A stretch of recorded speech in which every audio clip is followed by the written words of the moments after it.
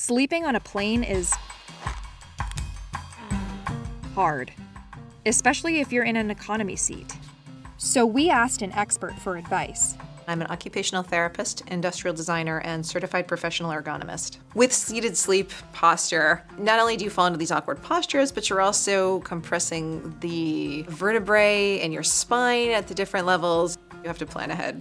Here's what a professional ergonomist recommends for sleeping in an economy plane seat. First, you might consider using the tray table, but the position using the tray table, if you're propping up on your forearms, that awkward positioning, the contact pressure against the tray table, all of that's going to irritate tissue in sleep just like it would during your waking hours. Contact pressure happens when soft tissues are pressed against a hard surface for too long, slowing blood flow to your extremities and often causing numbness or tingling. With soft tissue compression, you can compromise circulation. You can impinge nerves, which can lead to numbness or tingling, which will often wake people up. Then there's your posture. It's going to be difficult for you to maintain that posture very long because you will be experiencing excessive flexion at your hips and knees. Your spine will be rounded. You'll be putting pressure through your forearms. The solve?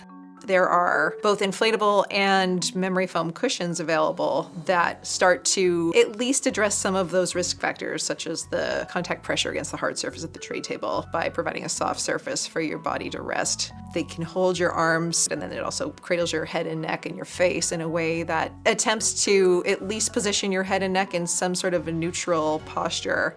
But depending on your height and how far back the person in front of you reclines, the tray table might not be your best option. I think it's probably going to serve you well just for sort of a short stretch for a nap. I don't think you'll be getting the highest quality of sleep in that position. So what about leaning back in your seat?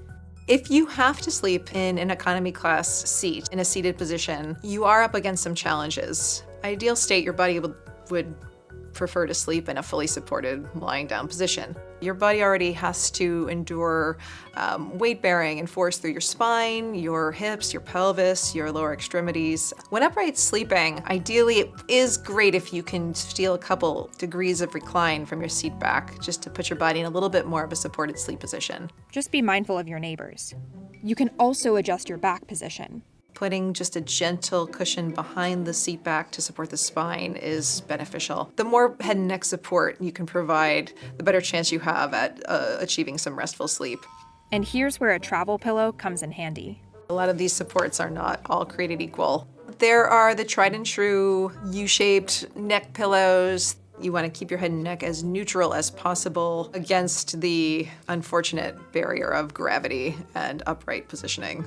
A lot of the ones that I like wrap around the neck and have a support just so they don't shift during sleep. They can sort of provide full neck support, so not just forward flexion, but lateral flexion, even some extension. It can hold your head in like a comfortable yet supported position for sleep. And if you don't have a pillow, as a last resort, you can try to make do with layers of clothing. I think the thesis here is that if you are in a scenario where you have to sleep or you're flying during evening hours, you have to plan ahead. Besides pillows and posture, there are a few other helpful tips for sleeping on planes.